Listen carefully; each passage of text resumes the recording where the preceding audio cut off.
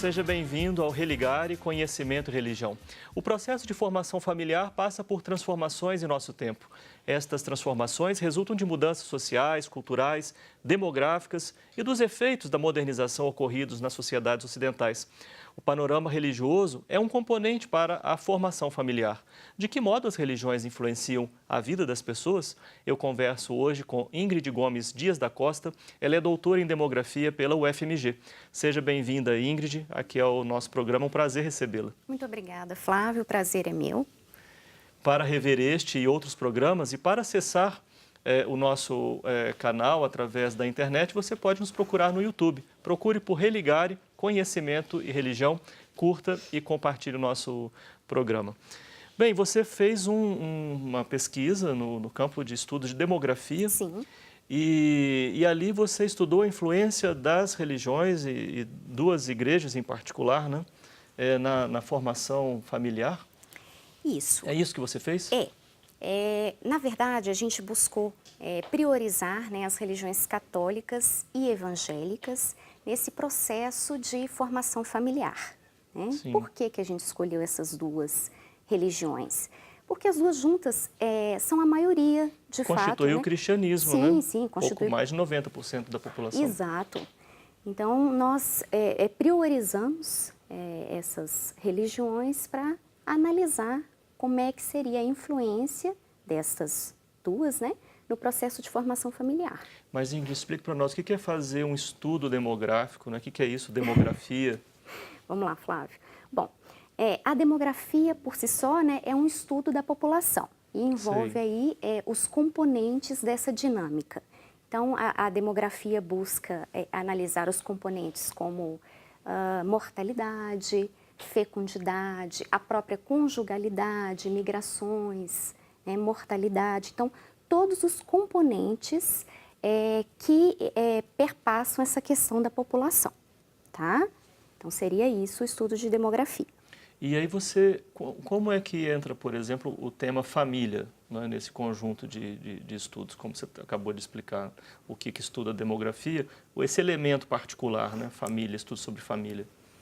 Então, em particular, no nosso trabalho, nós buscamos verificar como algumas variáveis sociais, no caso do nosso trabalho em específico, a religião, né, poderia atuar ou poderia influenciar nesse processo de formação familiar. Então, o que a gente chama do processo de formação familiar no nosso trabalho? É justamente a questão de união. Então, a gente considera a idade à união, o tipo de união escolhida pelo casal, né? E a gente busca também analisar a questão de endogamia religiosa para a formação de uma família a partir de um casal, tá? Sim. Então, seria essa dinâmica... De uma mesma filiação religiosa. Sim, sim. Sim. E como é que funciona essa questão? Assim, os padrões de formação familiar, eles são decisivos assim, para caracterizar um tipo de sociedade, outro tipo de sociedade? Flávio, nós temos vivenciado algumas mudanças que, na verdade, elas vão permear praticamente toda a estrutura, né, da sociedade. Então, nós temos questões como, por exemplo, o divórcio, que tem aumentado muito, a questão dos recasamentos, né? Então, são os tipos de união escolhido pelas pessoas, né? Então, isso daí são características gerais. Então, a gente está vivenciando isso na sociedade como um todo, tá? Existem características que são específicas de região para região, tá certo? Então, por exemplo, vamos falar daquilo que a gente estudou no nosso trabalho, né? No nosso projeto. Uma característica importante que seria a idade à união das pessoas, na América Latina, a gente vivencia um processo de precocidade. Então, existe uma estabilidade, uma precocidade na idade ao casar, tá? Sim. Na Europa, a gente vivencia, na verdade, um adiamento. Isso assim, em termos médios, seria?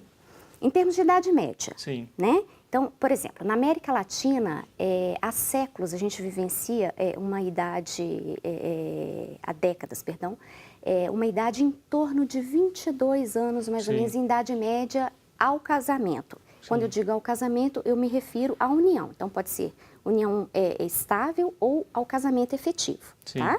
E na Europa, a gente não vivencia essa precocidade. Na verdade, existe um adiamento causado pela expansão educacional, principalmente das mulheres, né? E a entrada no mercado de trabalho, que fez com que estas adiassem a idade de entrada. Eu perguntei sobre essa idade média porque aqui e ali, mas eu falo do ponto de vista assim, do senso comum, de observador comum da rua, não? A gente vê também que entre nós há pessoas que vão também adiando esse momento de constituição familiar. É possível ver através dos estudos demográficos essa mudança aqui também entre nós, já que você trouxe o exemplo da América Latina comparando com a Europa? Ou não é possível ainda verificar isso nos dados? Não, os dados permitem. Inclusive, nós comprovamos, né, que para o Brasil permanece esse panorama de precocidade e estabilidade na idade, né, que oscila entre 22 e 23 anos. E isso, por enquanto, não foi alterado. Né? Então, a gente comprova isso nos estudos e existem estudos internacionais que vêm corroborar também com os dados, né, do nosso trabalho. Sim, então é a minha percepção mesmo que anda um pouco equivocada.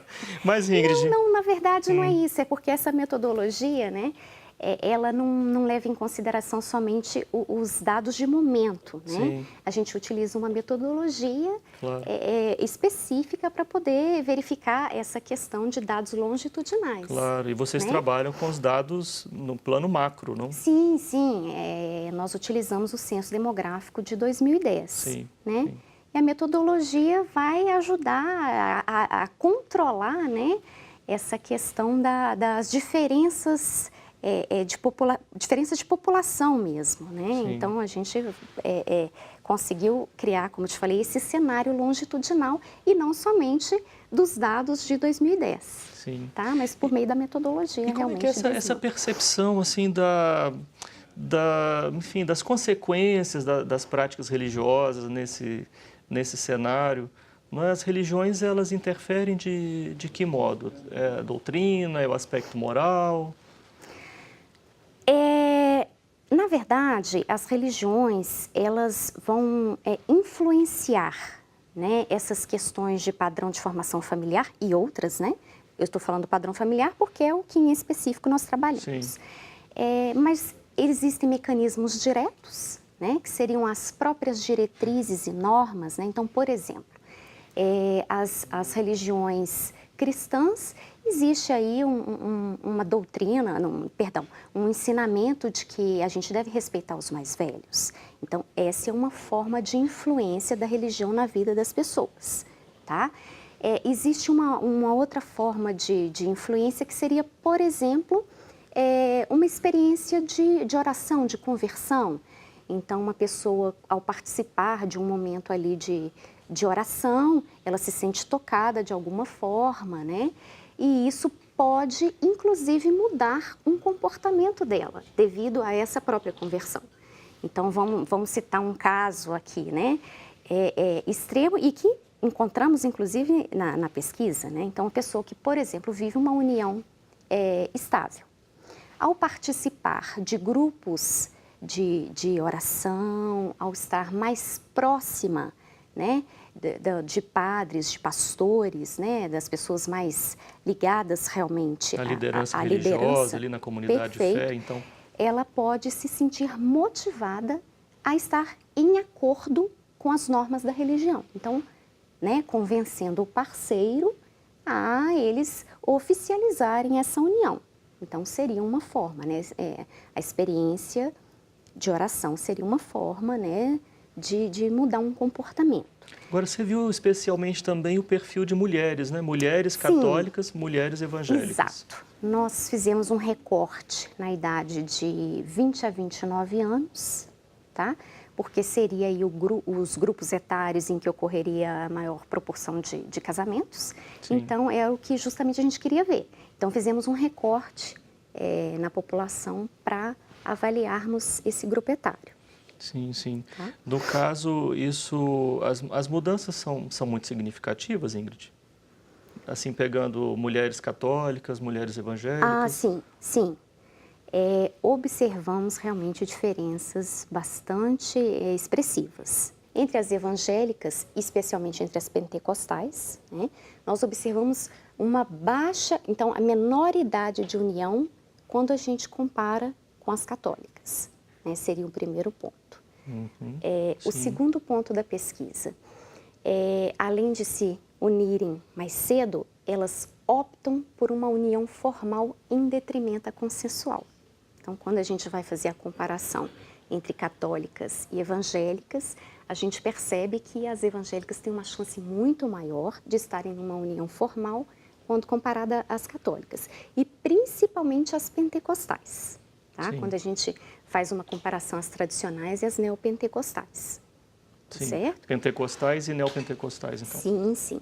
E também, quando a gente avaliou a questão de endogamia religiosa, nós também encontramos maiores taxas de endogamia para as evangélicas, né? Então, elas valorizariam mais estar com um companheiro que comunga dos mesmos ideais, né? Da mesma Sim, crença do que ela, o que favoreceria, com certeza, ali uma harmonia no lar, né? sim. Muitos estudos mostram essas questões. Hoje no Religar eu recebo Ingrid Gomes Dias da Costa, ela é doutora em demografia pelo UFMG. Nós estamos conversando aqui sobre a formação familiar em grupos religiosos. Nós vamos fazer um breve intervalo, voltamos já.